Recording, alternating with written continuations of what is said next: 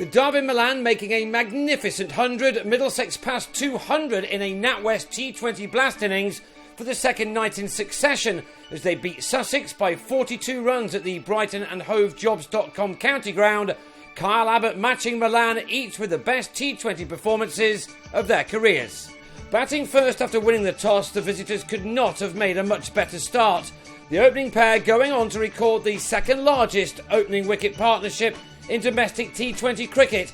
This was awesome stuff from Milan and Paul Sterling, the Irishman coming into this game after getting to 90 against Kent on the previous evening, a career best in this format. He and his partner were soon looking good.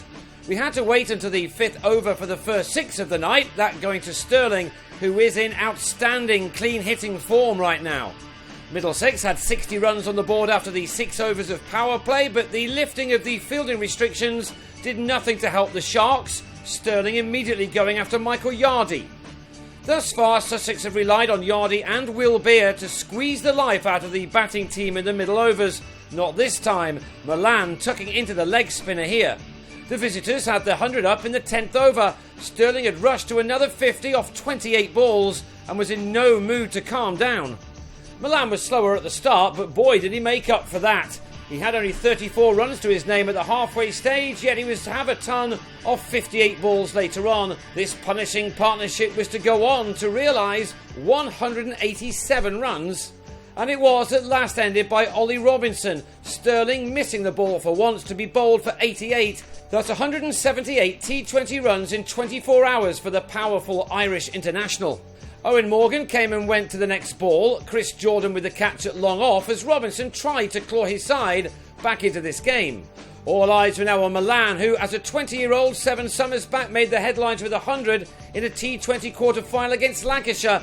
He was at 3 figures again off 58 balls with 13 fours and 2 sixes, and he added a third 6 to end on a breathtaking 115 made out of his side's 221 for 2. That was Middlesex's best ever total in this format and the joint 24th best of all time.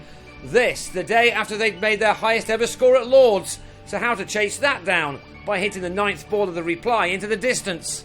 Wickets could not afford to be lost early though, so Sussex were up against it when Chris Nash was bowled by Abbott in the 3rd over for 3. It was the start of quite a night for the bowler.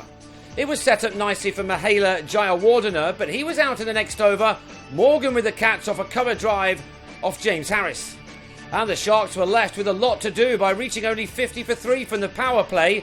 Craig Kachopa clipping Harris out to Nathan Souter at long on after making 16. The game was following a similar pattern to the one at Lord's the night before, a huge total leading to a cluster of wickets by the chasing team. Luke Wright tried to buck the trend as he attacked Souter.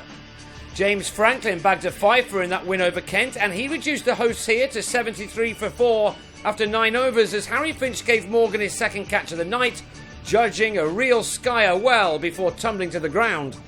The Sharks were left to find 141 runs from the last 10 overs, almost impossible, although Wright hadn't given up, this third 6 taking him to a 50 off 31 balls. He was now the key man of this match. If he could keep going for a while, then Sussex could yet still win from here, and the way he went after Franklin, it was clear that he hadn't given up, even though the run rate required had moved beyond 15 per over. These were both massive hits. With Chris Jordan back after being released by England again, and looking to prove a point as much as anything else, that rate was maintained, the target down to 79 off the last 5 overs.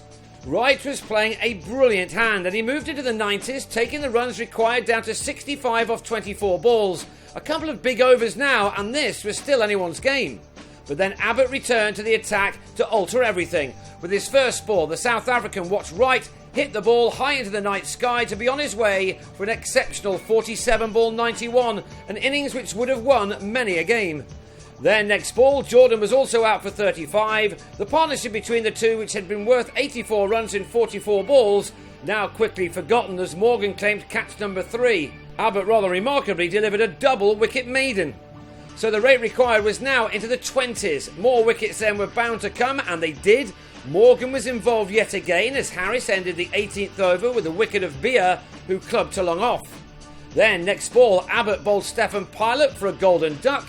before he ended with the fantastic figures of 5 for 14 from his 4 overs, naturally a T20 best for the 27-year-old. T-Mal Mills held by Toby Rowland-Jones off a much slower ball as Sussex fell well short. Yardy, batting at number 11, struck the 14th maximum of the night in the last over, but in the end a total of 221 was just too many for the home team.